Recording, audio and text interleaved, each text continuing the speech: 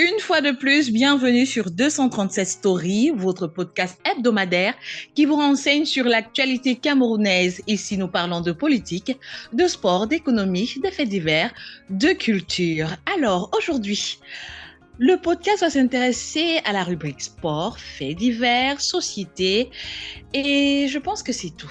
En sport, nous allons parler de la CAN, Total Energy 2023, la Côte d'Ivoire est sur le toit de toute l'Afrique. Les commentaires autour de la victoire de l'équipe des éléphants. On continue toujours en sport avec les nouvelles perspectives pour l'équipe nationale. Qu'est-ce que l'équipe de 236 Stories pense comme nouvel ingrédient, comme nouvelle tactique pour reformer une équipe nationale du Cameroun très efficace? En fait divers, nous avons cette vidéo qui est devenue virale, qui montre Marlène Mvutu tenant des propos dénigrants à l'endroit de la première dame du Cameroun. La vidéo a créé de nombreuses polémiques sur la toile, le point de vue de toute l'équipe de 236 Stories. En société, nous parlerons des coupures intempestives de courant dans toute la ville de Yaoundé et de Douala. Dans toutes les villes de Yaoundé et de Douala, les commentaires autour des faits.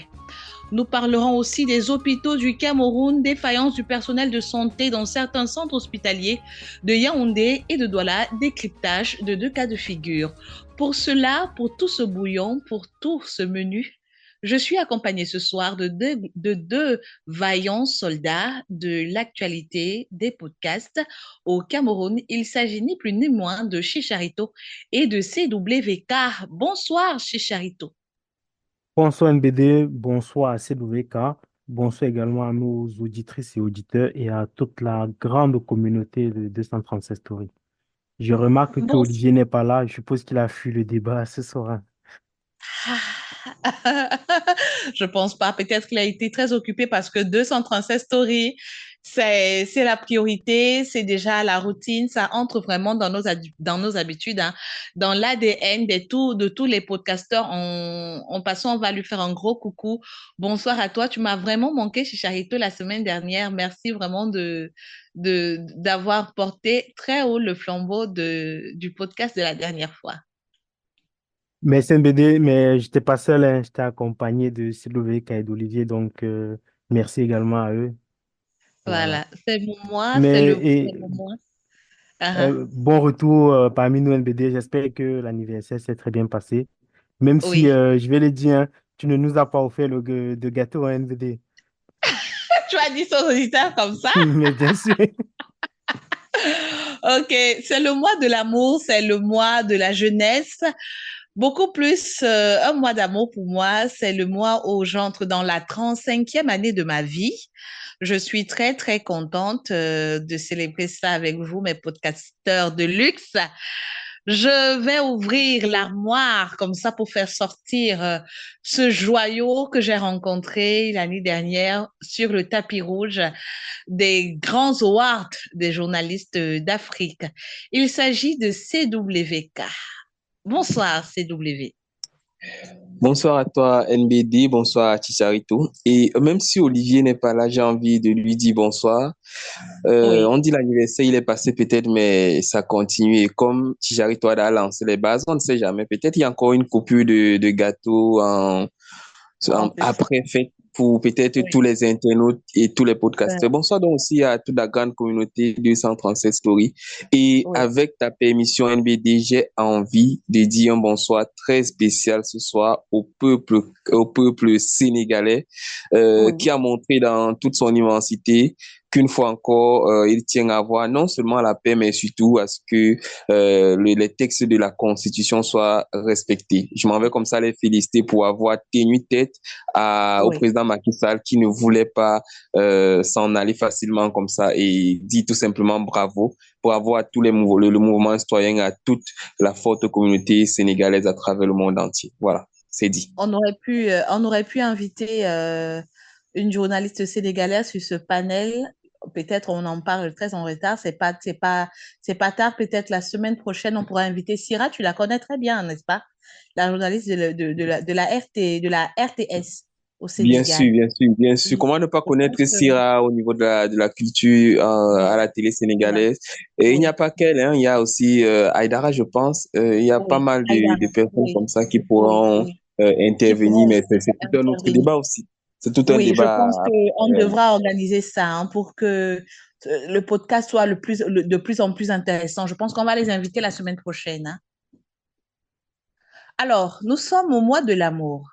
C'est vrai que nous allons parler de sport, mais je pense que mes gars, comment avez-vous passé le 14 février? Est-ce que c'était un jour spécial ou bien vous célébrez l'amour tous les jours? Chez Charito, comment tu as passé ton 14? NBD, chez moi, c'est tous les jours. Hein. J'ai pas besoin d'une fête commerciale Oui, oui, pour indiquer à madame qu'elle est l'élue. Donc, oui, c'est au merci. quotidien que je démontre cela. Voilà, Donc, merci. voilà, je n'ai pas Ton frère, nécessairement hein. besoin d'une journée Oui. particulière pour Mm, démontrer cela. c'est vrai. Merci. Et toi, CW, le 14, ça a été? Disons simplement que c'était une journée presque comme les autres, hein. Après Mm. le travail, ben, on se concentre à partager l'amour autour de soi en faisant savoir aux personnes qu'on aime, soit par appel s'ils ne sont pas à côté, si elles ne sont pas à côté. Mm. Et bien, dès qu'elles sont à côté, on se rassure qu'on leur a offert peut-être un petit cadeau, qu'on a eu plus d'attention. Mais comme Ticharito l'a dit, je pense que l'amour se célèbre d'abord tous les jours. Il n'y a pas vraiment un jour particulier où il faudrait montrer que l'on aime. Mais c'est tous les jours. C'est celui-là qui amène madame et toute la famille au restaurant quand il peut, le week-end ou bien que ce soit aux événements, aller marcher ensemble et tout. Je pense que Oui, l'amour, ça se oui. célèbre de plusieurs manières, pas seulement avec les cadeaux. Oui, c'est aussi ça 237 story. On vous invite, on vous exhorte, on vous demande de fêter l'amour, de remplir votre entourage d'amour, pulvériser de l'amour dans votre entourage, dans votre maison, dans votre foyer, dans votre couple pour ne pas attendre peut-être les jours spéciaux comme le 14 février pour démontrer un certain nombre de choses. L'amour, comme le disait Chicharito, je suis très d'accord avec lui. Ça se démontre tous les jours, ça se vit tous les jours. On ne vit pas deux fois. Vivez votre vie de la même manière que les éléphants de Côte d'Ivoire et toute la Côte d'Ivoire sont en fête. La Côte d'Ivoire vibre. Les clashs Non, ont... NBD, tu vas pas nous faire ça. Toi-même, tu as vécu ça comment? Ah! Bon, Elle, bon, elle t'a bon, pas bon, vu bon, venir. bon, bon. Le 14. Vraiment, je l'ai vécu en solitaire. Je l'ai vécu en solitaire. Je suis seule. Voilà. Vous m'écoutez? Vous Les m'écoutez? auditeurs de 237 Story. Oui, je suis seule. Donc, vraiment, Je suis s'il y seul, veut avait dire je après la suis encore à prendre candidature, ou bien j'étais seul parce que monsieur n'était pas à côté. non, non, non, non, je suis une célibataire. Je suis une célibataire. Donc, vraiment, si quelqu'un serait intéressé par ma modeste personne, c'est vrai que vous ne me voyez pas, mais je suis une femme très belle, finement enveloppée, toujours joviale. Donc, si quelqu'un est célibataire, je pense même que peut-être on pourra faire des annonces ici, si vraiment le boss de la 237 Story, de 237 Story nous met son cachet sur cette demande, on pourra faire des annonces ici, hein, les personnes célibataires qui ont besoin hein, de compagnons et tout. Moi, j'ai besoin d'un compagnon. Hein. Je ne veux pas rentrer dans l'année 2024 et terminer comme ça. J'ai passé une journée, le 14, oui, c'était une journée normale. Hein. Je suis restée à la maison. C'était normal, hein, rien de spécial. Je regardais juste les statuts, je mettais aussi certaines choses en statut juste pour faire rire mon WhatsApp, mais rien de plus. Mais je suis tellement contente, tellement fière de voir qu'autour de moi, beaucoup de personnes ont vraiment profité de cette journée. J'ai profité peut-être de l'amour de mon fils et de mes neveux, de ma mère. Bon, jusque-là, je peux me contenter de ça. Donc, je parlais comme ça, d'entrée de jeu, de joie, de célébration, de fête.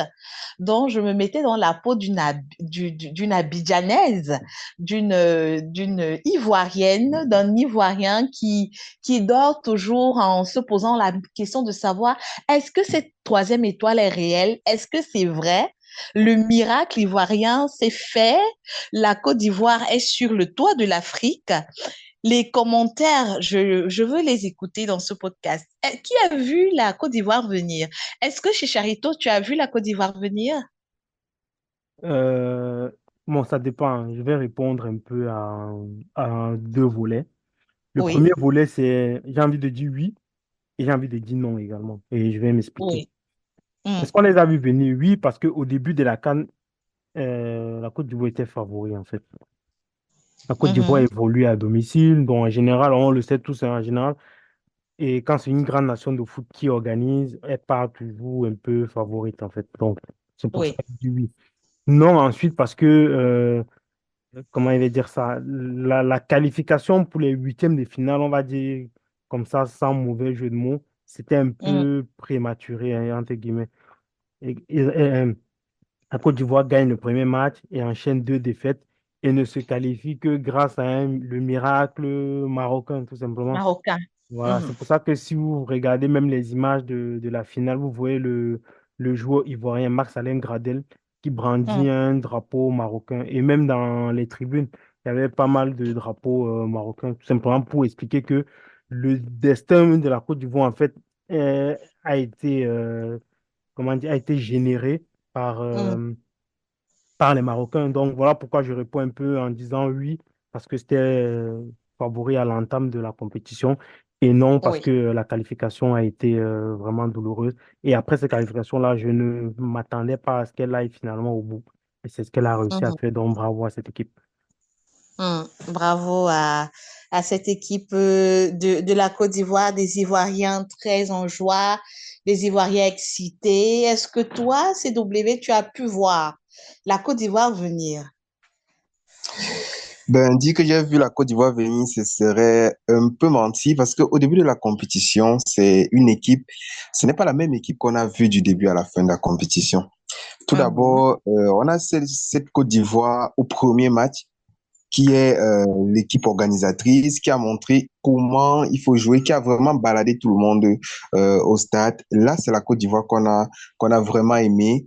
Mais oui, par la suite, le visage des joueurs de Grasset, le coach de l'époque alors, était méconnaissable. C'est-à-dire, on a eu de la peine à retrouver les joueurs sur le terrain. On a eu de la peine à savoir que ça, c'est le pays qui organise et ils ont été complètement détruits par la Guinée. Je crois que c'est le Cap-Vert ou la Guinée équatoriale, je ne me rappelle plus. Mais c'est à partir de là qu'on a vu un double visage, une équipe qui n'était pas sereine, du moins qui n'avait pas la confiance qu'il fallait pour aller jusqu'au bout. Mais oui, après le miracle marocain, comme le dit Chicharito, on a vu une équipe aller crescendo, s'avancer, faire ce qu'il faut pour pouvoir gagner la compétition. Donc, au fur et à mesure, on a aimé, on a apprécié cette équipe-là.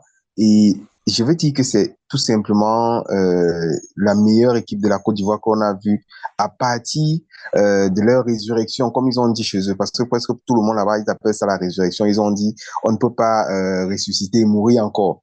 Donc, oui, la Côte d'Ivoire s'est transcendée avec le coach Aimé Faye parce que le gars, il a su redonner confiance aux joueurs, leur dire les mots qu'il faut. Et surtout, on a vu une très grande Côte d'Ivoire après, avec les mêmes joueurs, mais cette fois-là, la différence que lui, il mettait des joueurs peut-être plus expérimentés et il avait le bon panache, pouvoir mettre l'expérience avec la jeunesse et pouvoir permettre à ce que les deux mis ensemble puissent aller jusqu'au bout. Et je crois que c'est ça qui a donné le sacre de la Côte d'Ivoire. On a vu, même en finale face au Nigeria, c'était une équipe plus confiante, qui savait ce qu'elle voulait, oui, qui oui, clairement, bien qu'elle soit menée, a toujours montré un visage, un fier visage. Et le 12e homme aussi, là, il faut en parler. Le public ivoirien était entièrement derrière ces joueurs. Et je pense que c'est oui. ça qui a aussi permis que ça aille jusqu'au bout.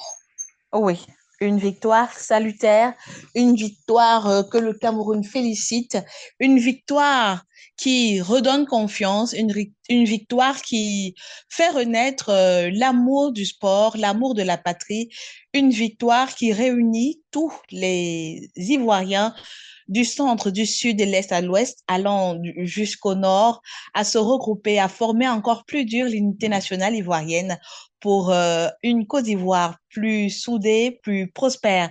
Voilà l'exemple à suivre hein, pour le Cameroun, je pense qu'il n'est jamais trop tard pour personne. Voilà une équipe du Cameroun qui est descendue plus bas que terre, une équipe du Cameroun qui a brillé par, euh, par son échec, hein, par son échec lamentable, pardon, cette Coupe d'Afrique.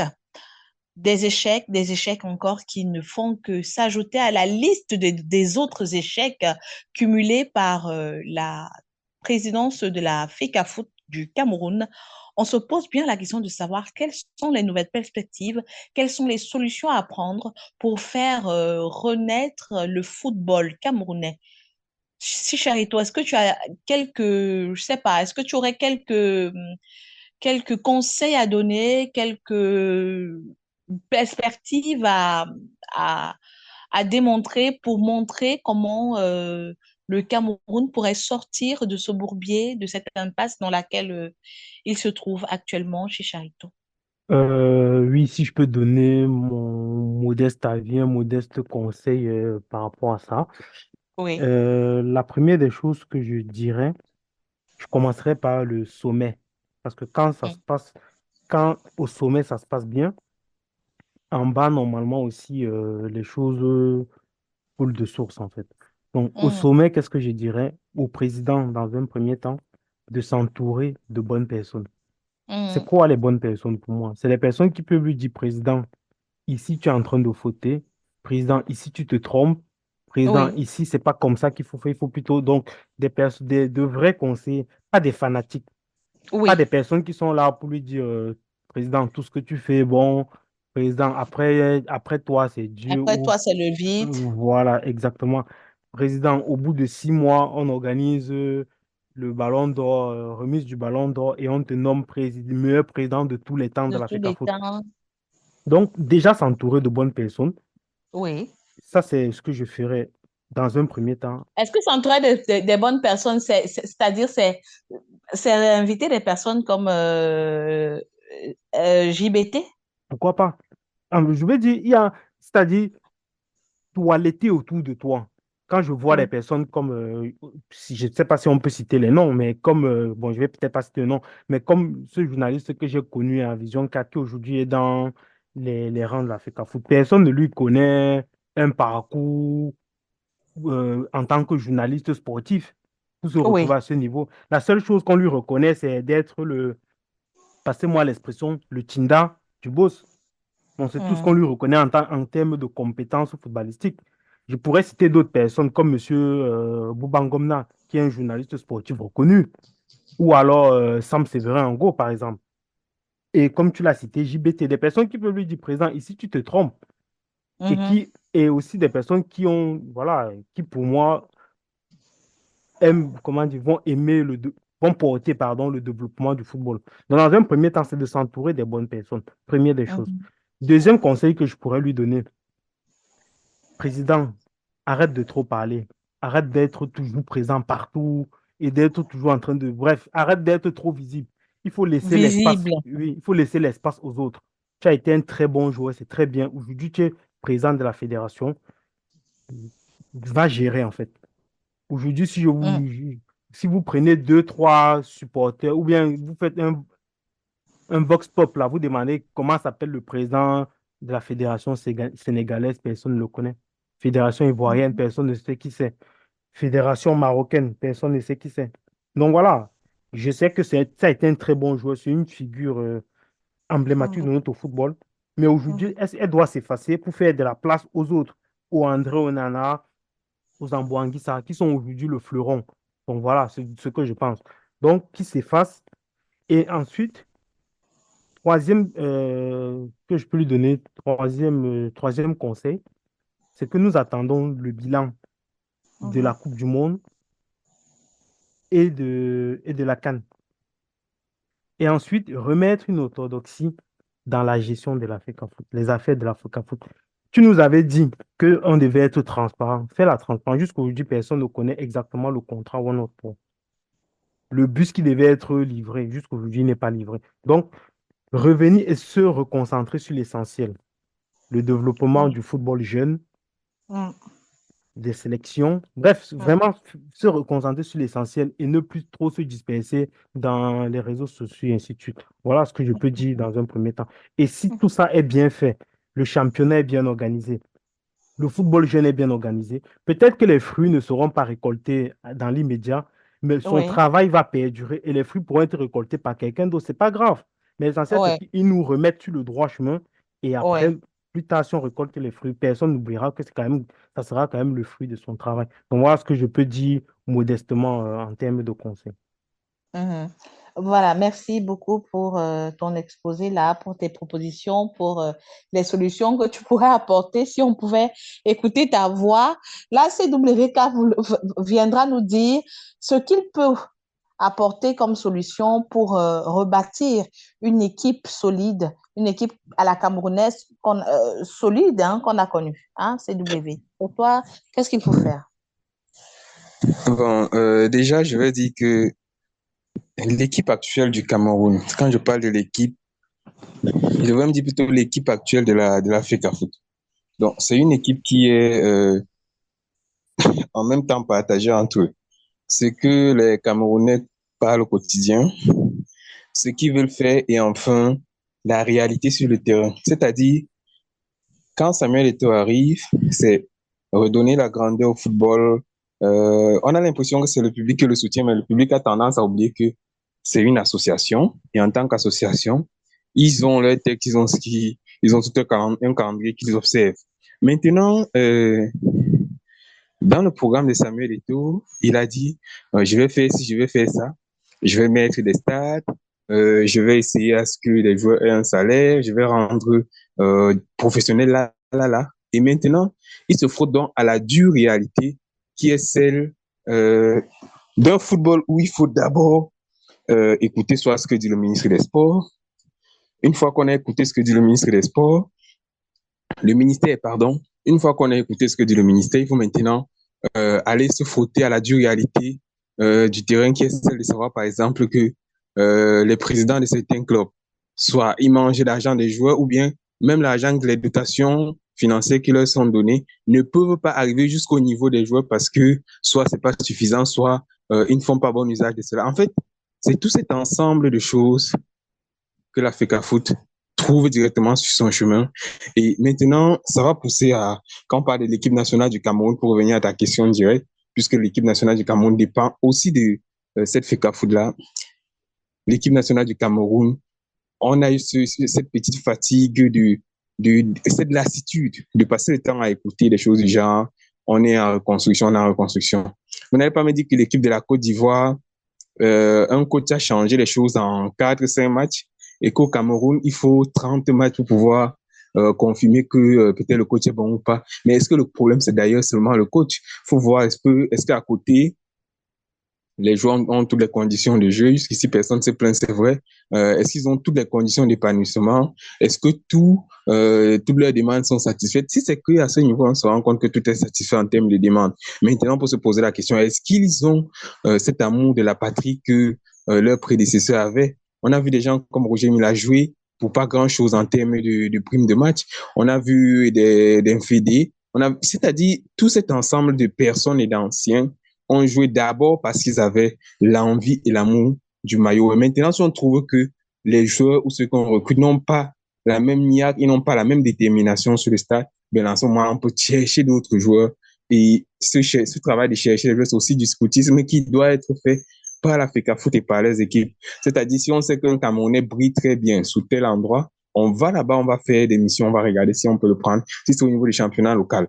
On voit déjà qu'à chaque compétition, il y a des joueurs locaux qui sont pris. Il y a Lionel Franteba qui a été pris récemment encore. On voyait encore le petit, je crois, du club anglophone au Popo, je pense. Donc, c'est-à-dire, on a des joueurs, ce n'est pas des joueurs qui manquent, comme on dit souvent.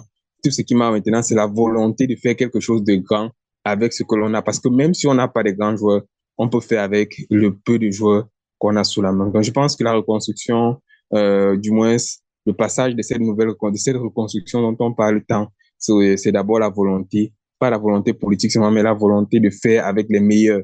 Pas prendre le petit frère de tel pour jouer parce qu'on le connaît, mais prendre vraiment les meilleurs je pense qu'on sera au moins sur le chemin. Mais je doute fort que ça se passe en 1, 2 ans. Il va falloir forcément payer le prix. Et moi, je pense que pour le moment, on a quand même payé assez déjà avec notre chute récente encore au niveau du classement FIFA parce que le Cameroun perd, je pense, 5 places. Et on est très, très loin déjà. On est dans la cinquantaine en termes de classement, ce qui n'est pas, ce qui est récent, ce qui est constant, pardon. On a une équipe du Cameroun qu'on n'a pas vue, en fait, l'une des équipes qui n'est pas celle qui prouve le mieux. On a vu quand même l'équipe du Cameroun arriver jusqu'au top 10 quand même. On a été, je pense, 9e même au classement FIFA entre 2000 et 2002. Donc, si on peut voir une telle régression au profit du Sénégal qui, par contre, est en train de monter plus tôt, ça veut dire qu'on doit travailler. Ne pas se dire seulement que non, ce sont les matchs amicaux, on peut les perdre, non, parce que ça aussi, ça joue au niveau de l'indice FIFA. Voilà ce que je devais dire, NBD. Ouais, mais excuse-moi, tu vois, par exemple, quand tu dis qu'on était 10e ou dans le top 10 en 2002, et quand tu regardes que ce soit surtout qualitativement notre effectif aujourd'hui, tu sais, tu te rends très bien compte que nous sommes très loin de ce niveau-là. Donc, il faut aussi, ce que je pourrais aussi, comment dire, comme solution d'amélioration, il faut aussi que les Camerounais comprennent, et je pense les supporters camerounais, qu'il faut aussi donner du temps à l'exécutif en place de travail.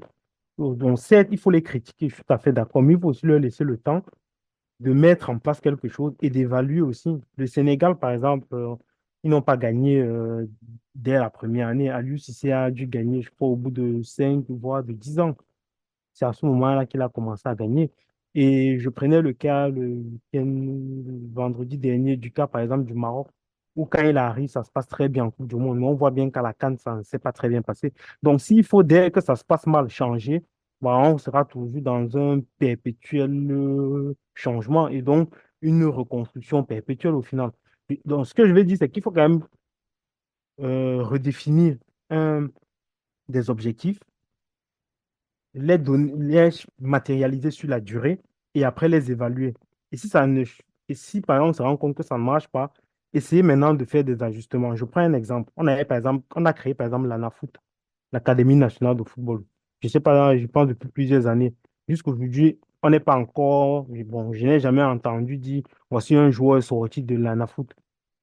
Vous voyez un peu. Or, c'est des mécanismes qui ont été mis en place justement pour permettre à nos équipes, que ce soit nos équipes nationales, d'être compétitives sur la scène internationale, en fait. Donc, c'est tous ces programmes-là, tout ça ne peut pas dépendre que de la FECAFOOT. Ça doit aussi dépendre même du ministère, donc du gouvernement qui met en place les moyens. Et il faudrait qu'il y ait donc une synergie des forces pour un objectif commun. Et de mon point de vue, il ne faudrait pas que l'objectif soit immédiat. Il faudrait laisser le temps de travailler. On a vu, on a pris le cas de la Côte d'Ivoire MS Faye qui vient d'arriver et ça fonctionne. Mais si à la prochaine CAN, par exemple, ça se passe mal, qu'est-ce qu'on fait? Ou alors à la qualification pour la Coupe du Monde. Le Nigeria qui arrive à la finale de la CAN aujourd'hui. Avant d'arriver à la CAN, le sélectionneur devait être viré. Mais il se posait un problème d'indemnité. On ne pouvait pas payer ses indemnités de contrat, c'est pour ça de licenciement, pardon. C'est la raison pour laquelle on ne l'a pas licencié. Et là, ça se passe très bien à la CAN.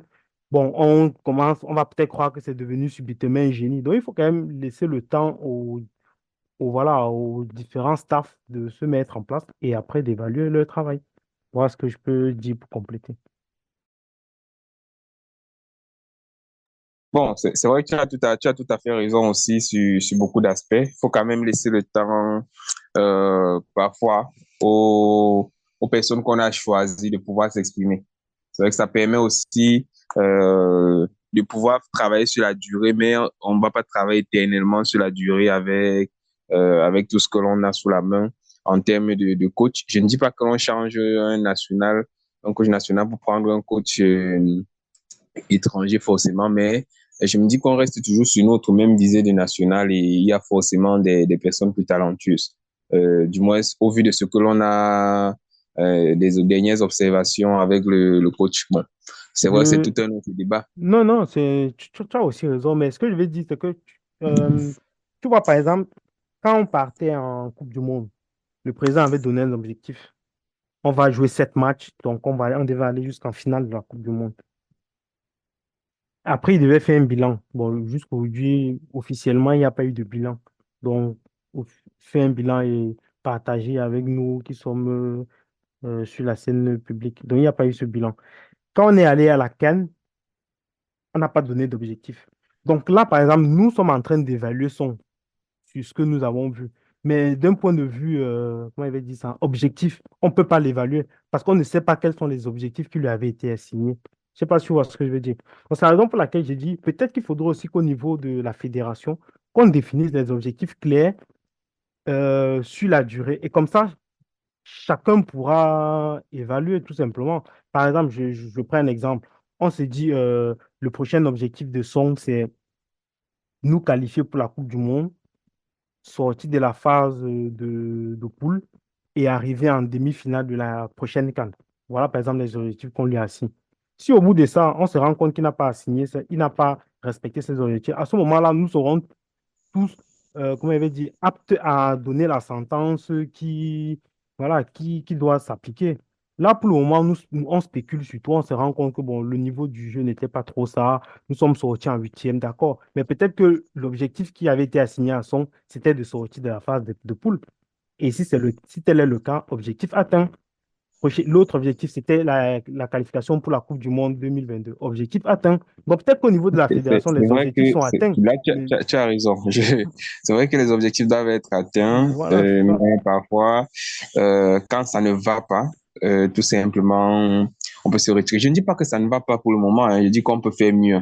Donc, c'est en gros ce que je dis. Et c'est vrai qu'il y a quelque chose qu'on n'a pas dit sur l'équipe de la Côte d'Ivoire, peut-être, avec l'accord de NBD. J'espère qu'elle est encore là.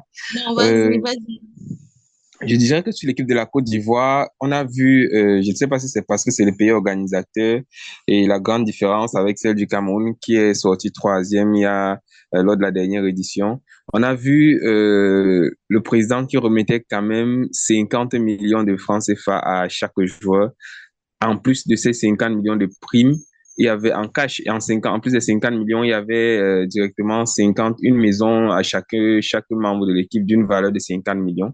C'est quand même super reconnaissant de leur part. Ça me rappelle un peu le Oui. Sénégal, ce que le président Macky Sall avait fait aussi pour les joueurs quand ils sont rentrés. Il a donné du terrain à chaque joueur dans un même quartier pour permettre le développement de celui-ci. Donc, pareil aussi, je veux dire, quand on travaille, on est récompensé. Je pense que c'est ce que devrait faire Le Cameroun nos est joueurs. habitué à beaucoup de victoires. C'est pour cette raison que lorsque le Cameroun ramène la coupe à la maison, on ne Ça, peut pas ça ne veut réagir de rien la même dire. manière qu'un On pays comme attend le en tout cas, on attend en Sénégal. tout cas.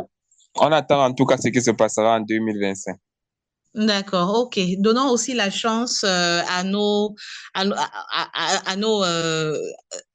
je vais dire quoi, à notre président de voir comment ça se passe ailleurs pour pouvoir aussi adapter ça à notre nouveau contexte. Alors, parlons des faits de société. Sans transition, tombons dans les faits de société. Allons-y tout droit au but. Dans le Congo, ça, il y a une vidéo très virale dans les réseaux sociaux, YouTube, Facebook, TikTok, c'est partout, qui entend parler Marlène Mvuto, le docteur Marlène Mvuto, qui, on l'entend tenir des propos qui, qui, qui altèrent, altérer, qui altèrent de manière considérable l'image de la première dame du Cameroun.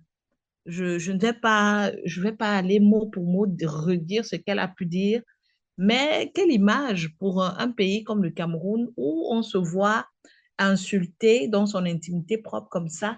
Comment réagis-tu face à ce live qui a été très long? Je pense que Chicharito, tu l'as écouté?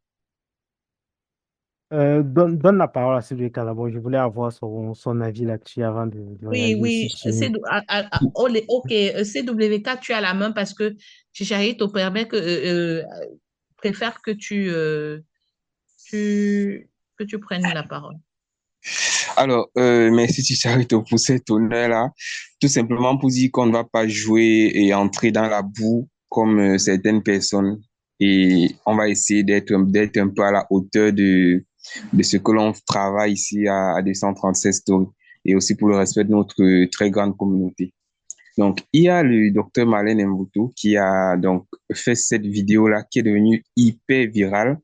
Et on va dire simplement qu'elle est coutumière des faits. C'est pas comme si c'était la première fois seulement. Elle a eu je crois, l'une de ses premières sorties, du moins, où je l'ai remarqué vraiment, c'est quand elle a fait une sortie contre Idriss Carlos Kameni, si j'ai bonne mémoire, où elle faisait un peu des sorties tribalistes où elle déteste les Bamileke et tout ça. Et après, on a vu des gens ont dit non, apparemment, elle sortait avec le joueur de foot Idriss Carlos Kameni. Et c'est de là que viendrait sa rage ou bien sa rancœur envers le peuple Bamileke. Donc, je dis que ce n'est pas une exception qu'elle a faite. Non, elle a fait une exception plutôt, j'ai envie de dire, en laissant cette fois-ci les people, parce qu'il y a une fois, c'était Nathalie quoi qu'elle attaquait en disant que Nathalie n'a pas le niveau de Ito, elle n'a pas ci, elle n'a pas ça. Et Nathalie avait riposté en disant, ben, si c'est que tu descends dans la boue d'une fille comme moi que tu trouves roturière et que tu viens l'attaquer, ça veut dire que toi-même tu deviens une roturière. Et où ça allait un peu loin cette fois-ci avec sa nouvelle sortie. Je crois qu'il y a même une sortie après cette sortie-là. C'est où elle a attaqué, on va dire, une institution. Parce que au même titre que le président de la Elle République est souligne une aussi que, institution. est-ce que c'est vrai? C'était même bien que Joe soit là. Est-ce que c'est vrai que la première dame du Cameroun, le mot première dame du Cameroun, ou bien l'expression première dame du Cameroun, n'est pas reconnue dans les textes? Le souci n'est pas au niveau de la reconnaissance dans les textes. Parce qu'il faut savoir quelque chose, c'est que dès que tu as une personnalité, tout ce qui t'entoure a un statut. Même si le statut n'est pas écrit quelque part. C'est-à-dire, elle ne va pas voir écrit là, la première dame, Madame Chantal Biya, a besoin d'un garde du corps. Est-ce qu'on a besoin d'écrit que l'entourage du président de la République a besoin d'avoir les gardes du corps? Si vous marchez et que vous trouvez Brenda Biya avec un garde du corps, où est la surprise en réalité? Ce n'est pas une surprise. Est-ce que c'est écrit quelque part que Brenda Biya doit avoir un garde du corps dans la constitution du Cameroun? Je doute fort. Vous ne me montrez pas un paragraphe qui parle de ça. C'est pour dire simplement que quand on a une personnalité, tous ceux qui sont autour de nous ont une certaine hauteur avec laquelle on doit leur parler. Elle a pris la première dame comme une dame vulgaire, on va dire comme ça. Et je veux dire, elle est descendue un peu très bas en lui disant des mots. Je ne sais pas si c'était pour jouer l'intéressante simplement ou bien comme à son habitude où elle pensait ce qu'elle disait. J'ai vu des docteurs aussi bien d'université que des professeurs sortis de façon virulente pour parler au docteur Marlène Mvutu. Et déjà que quand on dit docteur, je rappelle qu'il y a des gens qui disent qu'elle n'a pas ce doctorat-là et qu'elle devrait montrer où elle a soutenu. Et sinon, généralement, quand on soutient dans une école, il y a des traces, il y a au moins le thème sur lequel on a soutenu, on peut dire voici le titre de ma thèse et tout, et qu'elle n'est pas capable elle n'a jamais démenti cela, elle n'a même jamais pu soutenir le fait qu'elle soit réellement docteur. Elle aurait pu peut-être montrer les photos, les preuves, mais voilà, jusqu'ici, elle a toujours pris fait. sur elle d'être insultée du fait qu'elle mente, qu'elle en tout cas, a ce diplôme. Je ne vais pas retirer son titre qu'elle s'octroie ou que une institution lui a octroyé, mais je vais simplement dire que il y a un niveau de bassesse vers lequel on ne doit pas se tendre. On ne va pas tendre quand on est une personne sérieuse. Et si elle se veut sérieuse, c'est vrai qu'elle est plus portée réseaux sociaux. Quand on se dit docteur, généralement, je vois les docteurs produire des textes, produire des solutions, proposer des solutions pour que chaque pays sorte de la gadoue dans laquelle il est. J'ai l'impression qu'elle est très loin, mais alors très loin de ces professeurs qui battent le pavé dans les amphis pour enseigner la jeune génération camerounaise, parce que je ne pense pas que c'est avec ce genre de sortie vers la première dame qu'elle va réussir à se faire aimer par les Camerounais. Vraiment, elle a tiré sur elle. Et si tu as vraiment besoin de mon avis pour réagir, c'est tout simplement dire que Marlène Mvutu, une fois encore, a fait du Marlène Mvutu. Seulement, elle a choisi une personne qu'il ne fallait pas. Je vais dire comme ça.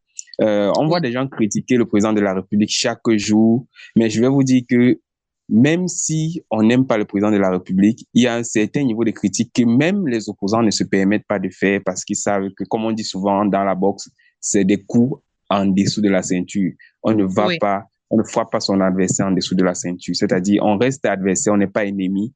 Et j'ai l'impression que Marlène, elle a traité la première dame un peu, je ne sais pas si, je ne vais pas dire rivale, parce que je ne sais pas si elles ont quelque chose qu'elles discutent, mais elle a voulu attirer peut-être la lumière sur elle en faisant cette sortie qui était le nom de la première dame. Exactement, c'est ce que je pense. D'accord, ok. Peut-être notre invité du jour, Chicharito, n'a pas pu être au parfum de cette vidéo malgré Mais si, toute le comment tu peux tollé dire ça? Si, que cette si, si, vidéo a si. pu faire dans les réseaux J'ai, sociaux. j'ai suivi MVD. Mais Oui. je voulais surtout avoir, dans un premier temps, l'avis de Cédric, tu vois. Mm, mm. Et voilà, parce que c'est un peu comme ce que je fais souvent avec Olivier. Je préfère qu'on donne la parole d'abord à Olivier et je contre les arguments.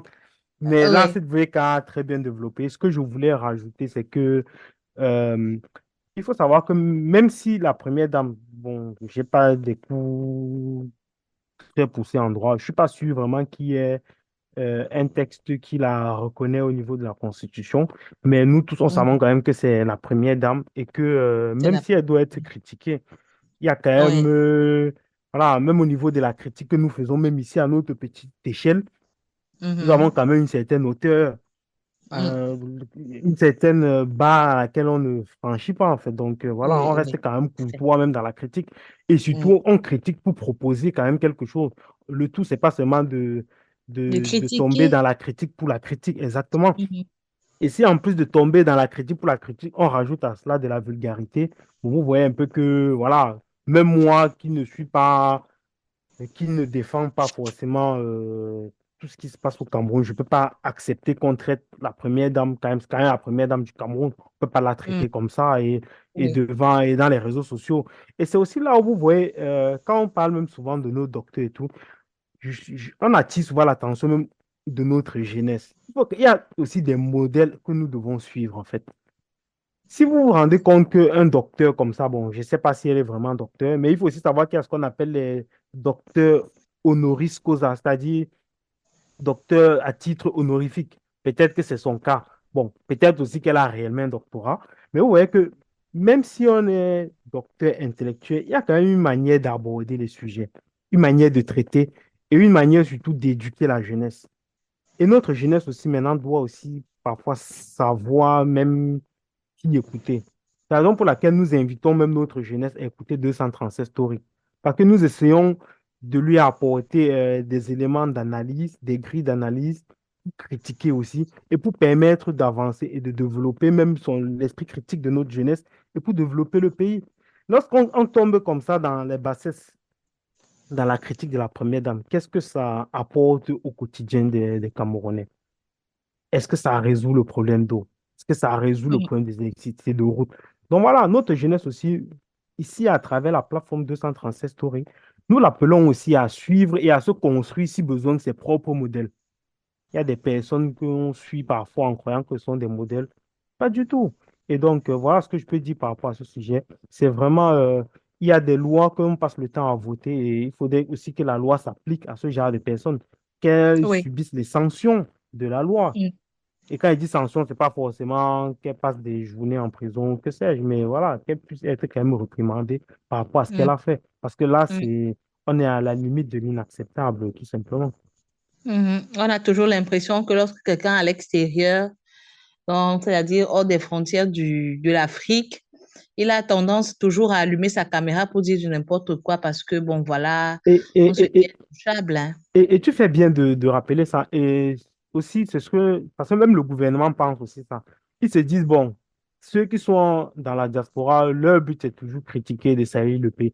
Il ne faut pas croire Oui, que parce que cette dame-là se comporte ainsi, qu'elle représente tous les Camerounais de la diaspora. Moi, je dis non, non, non. Je ne connais pas tous les voilà. Camerounais de la diaspora, mais je Mhm. pense que tous les Camerounais ne se comportent pas comme ça. Et voilà, des Camerounais de la diaspora veulent aider le pays dans le développement à s'améliorer, à être croissant et pas Mhm. forcément à tomber dans ce genre de bassesse. Mhm. Parlons de développement. On a célébré il y a quelques jours, je vais rappeler ça, le 11 février, la fête de la jeunesse. Au Cameroun, les jeunes ont fêté le fait d'être jeunes. Mais dans mes statuts WhatsApp, voilà, dans mes statuts WhatsApp, j'ai pu parcourir le statut d'une, je ne vais pas la nommer, mais d'une personnalité quand même importante de la SOPECAM qui, je cite, disait dans son statut, célébration de la fête de la jeunesse au Cameroun, peut-on encore parler de jeunesse au Cameroun? La jeunesse peut encore avoir un espoir. La jeunesse camerounaise, disait-elle, peut-elle encore espérer quelque chose venant de ce pays? C'est la question qu'elle s'est posée dans son statut. Je suis restée très silencieuse. J'ai commencé à réfléchir sur les coupures intempestives de courant. Pour moi, ces coupures ont eu un coût sur mon porte-monnaie et par conséquent sur mon panier en tant que ménagère parce que je suis payée à la tâche. Jusqu'à présent, je suis payée à la tâche. Si je ne travaille pas, je n'aurai pas de salaire. Les coupures des coupures récurrentes qu'on vit ici au Cameroun ces derniers jours ont fait en sorte que ce mois, je ne sois pas payée quelque part. Donc, tout le temps, je dois partir, je dois travailler, mais il n'y avait pas de courant, je ne pouvais pas travailler. Par conséquent, je n'avais pas eu de salaire. Et lorsque je regarde à côté, je vois des salons de coiffure. Aujourd'hui, on fait des ongles avec le courant. On fait dans les salons de coiffure, hommes, femmes, c'est le courant. Les petites et moyennes entreprises, c'est le courant. La maman qui écrase la tomate, le couscous, les arachides, c'est avec le courant qu'elle fait son commerce. Les petits secrétariats en Guaykele, Soie et tout, au centre-ville, vivent du courant. Les, les, les entrepreneurs du e-commerce ont besoin d'électricité pour allumer leur ordinateur, le téléphone et tout. Mais là, on vit dans le noir. Parfois, j'enregistre les podcasts ici dans le noir. Je suis obligée de démarrer le véhicule et puis charger mon téléphone pour pouvoir enregistrer le podcast avec vous. Je me pose bien la question de savoir, à votre avis, je reviens vers toi chez Charito. Comment peux-tu décrire les conséquences, malgré tout ce que j'ai pu citer? Je pense que toi, tu as beaucoup d'autres choses à dire, beaucoup d'autres choses à ajouter. Qu'est-ce que tu peux, c'est-à-dire, quelles sont les conséquences qui peuvent en découler? Qu'est-ce que tu peux rajouter sur ce que j'ai pu dire? Quelles sont les conséquences que les coupures intempestives de courant peuvent créer dans un pays? Je ne sais pas comment Oui, y non, non, arriver. j'ai très bien Un compris pays ta souverain. question, mais c'est un bébé. J'ai envie de dire que, parce que quand tu parles de coupure de courant, pour moi, si je vais même aller un peu plus large, j'ai envie de Oui, parler de l'énergie au sens premier du terme, en fait. Un oui, pays ne peut pas se développer sans énergie, c'est pas possible. Donc, si c'est pas par exemple vous possible. suivez même l'actualité à l'étranger depuis la guerre entre la Russie et l'Ukraine et les gazoducs Nord Stream qui ont explosé, le coût de l'électricité a flambé dans un pays comme l'Allemagne. Donc, parce que, et quand je dis l'Allemagne, je fais par ricochet tous les autres pays européens, mais j'ai parlé uniquement de l'Allemagne pour montrer à quel point l'industrie allemande, par exemple, dépendait essentiellement de l'énergie et du gaz, Oui, surtout du gaz bon marché venant de la Russie. Et quand le coût augmente parce qu'ils exportent maintenant du GNL qui vient des États-Unis, le coût est, par exemple, 4 fois supérieur. Donc, imaginez si vous êtes une entreprise vous fonctionnez à, je prends un exemple, à 100 000 francs d'électricité par mois, du jour mhm. au lendemain, vous passez à 400 000 francs d'électricité. Ce n'est pas juste au niveau de l'énergie. Donc, c'est pour montrer le coût assez important de l'énergie dans le développement d'un État, dans le développement d'un pays, dans le développement d'une nation. Donc, tout ça Ouais, pour dire que si nous ne sommes pas, si nous n'avons pas l'énergie électrique, si nous n'avons pas l'électricité, comme tu disais, l'émergence en 2037, par exemple, tant évoqué, pour moi, est une utopie. C'est quelque chose, c'est une oui, chimère, quelque chose qui ne oui, sera pas atteignable si le oui, oui, problème de l'énergie n'est pas résolu. n'est pas résolu. Et donc, quelle est l'incidence? Toi-même, tu l'as expliqué. Déjà, en tant que ménager, tu ressens cette Oui, implication. Maintenant, si tu parles des petits commerçants, ceux qui déjà n'ont pas eu la chance que l'État leur trouve un travail et qui se sont mhm. battus par la force de leurs propres moyens à trouver une petite activité pour se débrouiller. Ces personnes aussi se retrouvent encore handicapées par le manque d'énergie. Et maintenant, si on va plus loin, on parle maintenant des entreprises. Prenons une entreprise comme une chaîne de télévision qui doit pour produire ces émissions, doit utiliser l'énergie électrique. Et si le coût était aussi de 100 000 francs, par la force des choses où l'énergie se devient rare, il faut utiliser le groupe électrogène. Bon, le prix du carburant lui aussi augmente, les prix sont multipliés, le coût est multiplié. Ça aussi a un impact au niveau, par exemple, du traitement salarial. Peut-être que cette entreprise ne peut plus embaucher, donc ça fait aussi des Camerounais au chômage. Et l'incidence comme ça, voilà, elle est multiplicative. On peut la multiplier parce que si les gens ne travaillent pas, bah, ils consomment moins. Ça fait moins d'argent ou de recettes Mm. dans les caisses de l'État. L'État Ouais. a moins d'argent pour redistribuer. Et donc, les problèmes, on enchaîne de problème en problème. Donc, voilà. Et donc, tu disais, est-ce que la jeunesse, au début de ton propos, est-ce que la jeunesse a encore des perspectives? Moi, je dirais oui. Oui. Et 2025 arrive à grands pas. Moi, je vois comment la jeunesse se mobilise en Afrique de l'Ouest. Vous avez vu ce qui s'est passé au Sénégal. Moi, Oui. j'en appelle de tous mes voeux aux Camerounais. Attention, je ne leur dis pas d'aller dans la rue manifester et tout, mais la prise de conscience de notre état de choses. Quand je vois qu'on n'a que 3 millions de personnes inscrites sur la liste électorale, je me dis qu'il y a un problème. Et quand on sait que plus de 70% de la population est jeune, je me dis qu'il y a un problème. Donc, on appelle aussi les jeunes à s'intéresser à la chose politique et aller choisir le dirigeant qu'ils souhaitent. Donc voilà, il faut faire des choix. Et donc, je lance cet Oui. appel aussi à la jeunesse. Mm. Merci, merci beaucoup, Chicharito. Et là aussi, j'aurais besoin de l'expertise de CW. Quel est le regard que tu portes sur les coupures, sur le manque d'énergie au Cameroun? Vu qu'on a commencé cette question en évoquant d'abord la jeunesse, j'ai envie de dire, je ne sais pas quelles sont les personnes qui choisissent les thèmes de la fête de la jeunesse, mais exceptionnellement pour cette fête-ci, je me suis beaucoup amusé à mettre sur mon statut récemment sur mes réseaux sociaux à demander aux gens, est-ce que les jeunes comprennent même la thématique de cette année?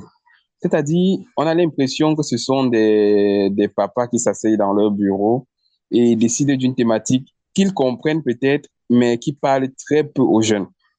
On observe de plus en plus le chef de l'État qui lui-même, dans son discours à la jeunesse le 10 février, l'une des choses qu'il fait, c'est d'essayer de se rapprocher le plus possible des jeunes par le ton.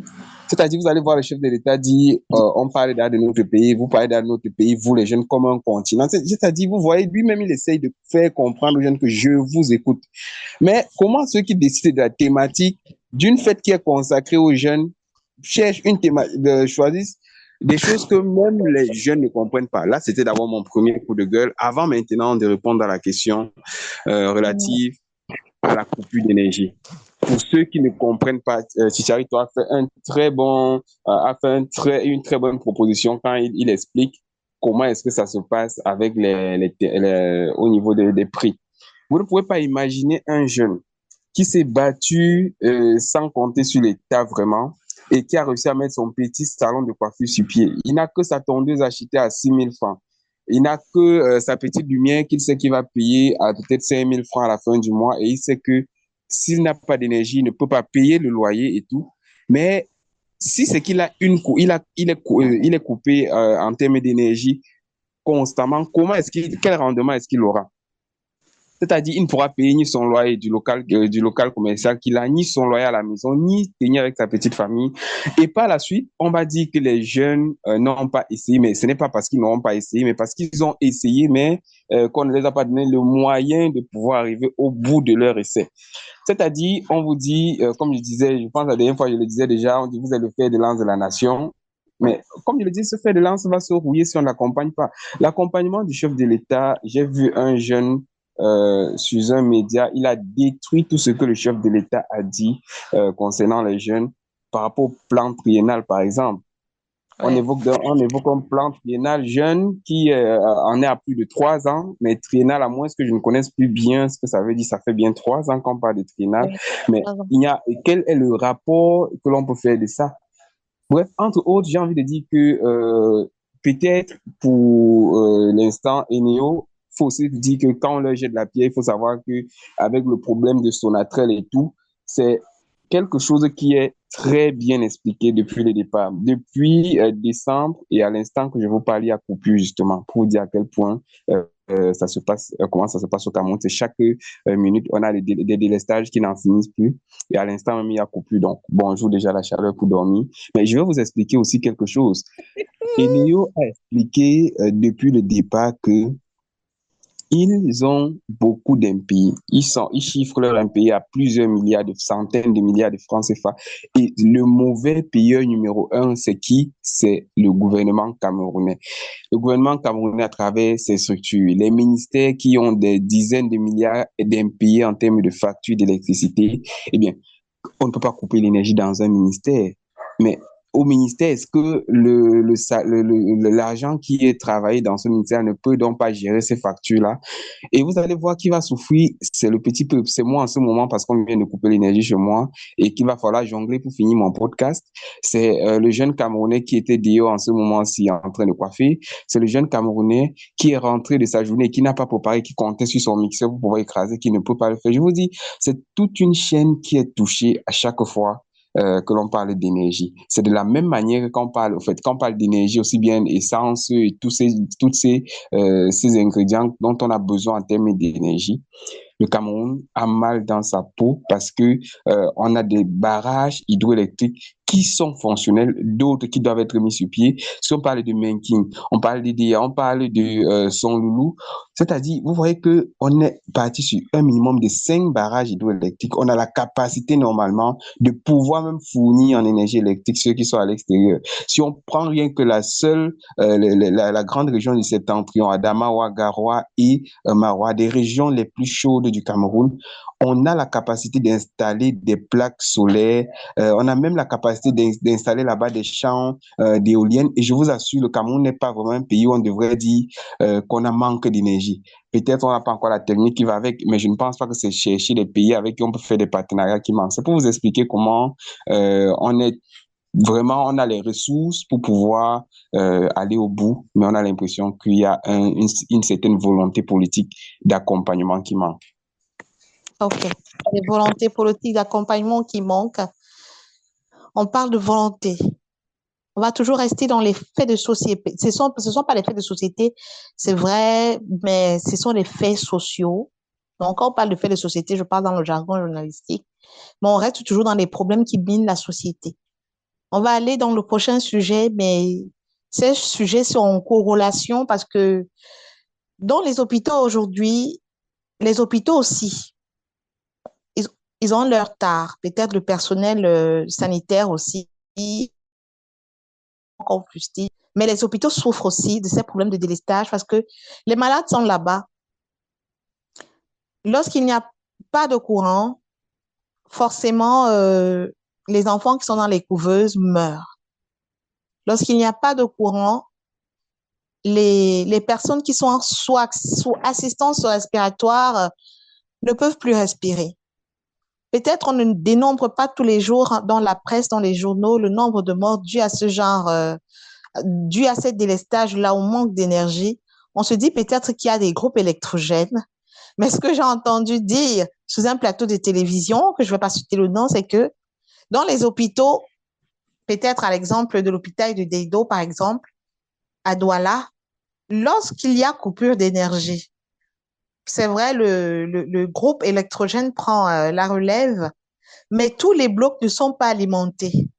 On peut alimenter peut-être le bloc de la maternité pendant un moment et puis couper pour alimenter les urgences. Vous pouvez imaginer le désordre, vous pouvez imaginer dans quelle atmosphère les patients et les gardes malades se retrouvent, hein, dans le noir total dans les hôpitaux. Maintenant, décrions aussi le fait que dans nos hôpitaux, le personnel de santé a une mentalité que les gens décrivent. C'est l'histoire, c'est une vidéo pas très virale, mais qui est passée dans les réseaux sociaux, qui montre deux personnes, hein, deux urgences, une femme, deux cas urgents, une femme et son enfant blessé qui arrivent à l'hôpital devant le service d'urgence. Je pense, je sais plus le nom de l'hôpital, je vais pas dire du n'importe quoi ici, j'oublie le nom de l'hôpital, j'aurais pu dire, Mais ils arrivent devant le service d'urgence. Et puis, la dame qui est là-bas, je vous assure, elle était tellement indifférente. C'est vrai que ce n'était pas la première fois que cela arrive. Mais qu'est-ce que vous avez à dire sur la mentalité des personnes qui sont censées sauver des vies, qui restent indifférentes, des personnes indifférentes à la douleur des autres, au point où la dame qui était grièvement blessée est décédée et l'enfant était là en état critique. Il a fallu que les gens crient, que les gens fassent du bruit, que les Camerounais qui ont toujours tendance à dire que si quelque chose arrive à l'enfant, si quelque chose arrive à l'enfant, donc il a fallu des paroles de menace comme ça pour que cette femme, et puis de l'appel même, il a fallu que le ministre de la Santé passe un coup de fil pour dire que prenez en charge cet enfant pour que cet enfant vraiment puisse bénéficier des soins. Est-ce qu'il fallait que le ministre appelle pour qu'on puisse prendre soin de cet enfant? Ou est-ce qu'on recrute, sur quelle base on recrute même les gens aujourd'hui dans les domaines aussi sensibles que la santé? Chez Charito, j'ai essayé de décrire à mon niveau la scène. Il y a même encore une autre scène où un monsieur, parce que je disais on va décrire deux cas de figure, mais je suis sûre que il y a une pléthore, ça dit que les gens, ça dit, il y a une pléthore d'histoires qui ont fusé dans les réseaux sociaux ce week-end. Donc, un monsieur qui dit qu'il a fait un accident sur sa tête, vous savez, la tête est tellement vascularisée que le gars arrive à l'hôpital, il saignait. On lui dit, monsieur, allez vous asseoir là-bas. Il va s'asseoir, il dit qu'il a patienté plus de 20 minutes. Il ne faisait que perdre du sang et il s'affaiblissait. Il n'avait même plus la force de se lever, mais il a pris son courage à deux mains. Il s'est levé et puis il allait dire aux infirmières, les dames étaient sur WhatsApp, leur dit que madame, je saigne, j'ai mal. La dame lui dit, les dames lui répondent, monsieur, on vous a dit d'aller vous asseoir là-bas pendant qu'il était en train de saigner partout sur lui. Il a dit, je vous assure, madame.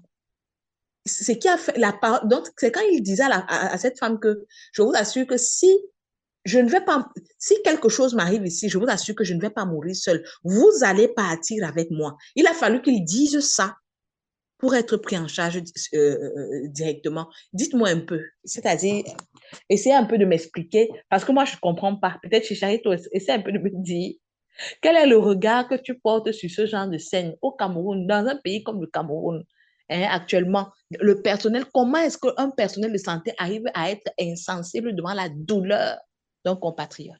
Bon, j'ai envie de dire il y a quand même plusieurs KMBD. Bon, d'emblée, comme ça, ce qu'il faut dire, c'est qu'il ne faut pas jeter l'opprobre comme ça sur tout le corps médical. Vous voyez, c'est comme dans Oui. tous les différents corps de métier. Il y a ce qu'on Mhm, appelle des brebis galeuses, des incompétents, mhm, ainsi de suite. mhm, Donc, mhm. ne jetons pas l'opprobre sur tout un corps. Après, Je maintenant, il faut rappelle aussi que ma savoir. mère aussi est du corps médical, hein, elle a Voilà. infirmière Et anesthésiste. voilà. Donc, après, maintenant, ce qu'il faut aussi voir, c'est que la plupart du temps, les hôpitaux que tu as décrits, ce sont des hôpitaux publics. Après, je ne connais pas exactement comment ça se passe dans le privé, mais je pense que dans le privé, on considère surtout le patient comme étant un client, quelqu'un qui va rapporter de l'argent. Donc, peut-être que le traitement est différent. Bon, là Mhm, encore, c'est peut-être à voir. Mais disons que dans le public, ce que tu décris, il faut aussi voir que le public fonctionne sous... Voilà, c'est du public. On est médecin, il y a aussi... On est un fonctionnaire, en fait. Et un fonctionnaire, bon, il dépend de son chef hiérarchique. Voilà, je me dis, il est aussi noté. Il a des notes il y a des notes de service. Il a des obligations à respecter. Donc, peut-être qu'on lui a dit quand un patient arrive, la première des choses, c'est d'abord qu'il paye. Et une fois qu'il paye, vous lui attribuez les soins. Moi, j'en sais rien. Je suis en train de supposer. Là, je ne suis pas affirmatif. Maintenant, comment est-ce qu'on peut expliquer ça? Bon, voilà, moi je me dis, peut-être que c'est ce cas-là. Il y a une note de service parce qu'on s'est rendu compte que beaucoup de patients arrivent, sont traités et après ne payent pas leurs soins et s'en vont. Donc, laissent dans les caisses de l'hôpital un déficit. Donc, peut-être qu'on s'est dit, bon, maintenant, avant d'être servi comme si on était dans une boutique, avant d'être traité, il faut d'abord passer à la caisse. Ça, c'est un mhm. premier cas que je peux comme ça euh, voilà, que je peux élucider comme ça. Après, pour les urgences, normalement, les urgences doivent être un service assez spécial, en fait, un service particulier. Normalement, quand tu arrives en urgence, on doit d'abord, je ne suis pas du corps médical, mais je pense que dans urgence, c'est bien ce que ça signifie. C'est-à-dire que c'est urgent. Donc, quand tu arrives en urgence, comme le cas que tu as décrit, si je ne me trompe pas, c'était à l'hôpital Génico à Yaoundé. Oui. Donc, Mhm. normalement, quand on arrive en urgence, on doit d'abord traiter le patient. C'est la première des choses. Et moi aussi, j'ai un peu été surpris, étonné. Il faut aussi se dire que peut-être que la personne, le médecin qu'on a vu n'était pas qualifié dans le traitement des urgences, en fait.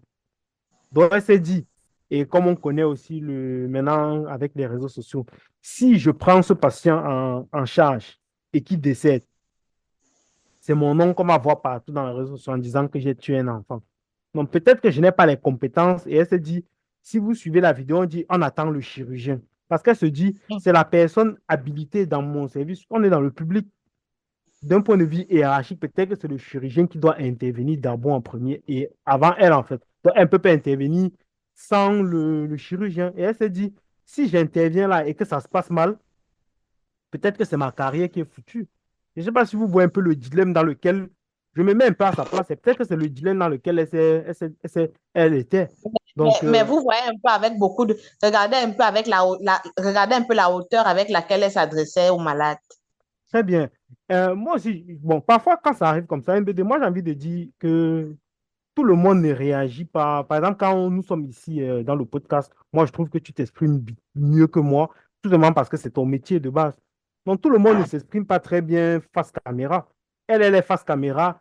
Son métier, c'est d'être médecin. Elle est là, il y a quelqu'un en live en train de la filmer, en train de lui dire, tu es médecin, vas-y, soigne l'enfant, soigne l'enfant. Ouais, et peut-être qu'elle a paniqué. Je ne suis pas en train de la dédouaner, mais je me dis, il faut aussi comprendre que les humains ne réagissent pas tous de la même manière. Donc, qu'est-ce qu'il faudrait faire à ce moment? Peut-être au vu de cette vidéo, le ministre peut lancer une enquête pour comprendre exactement ce qui s'est passé. Est-ce que c'est cette jeune médecin qui a mal réagi ou alors c'est le protocole d'accueil des patients qui n'est pas adéquat?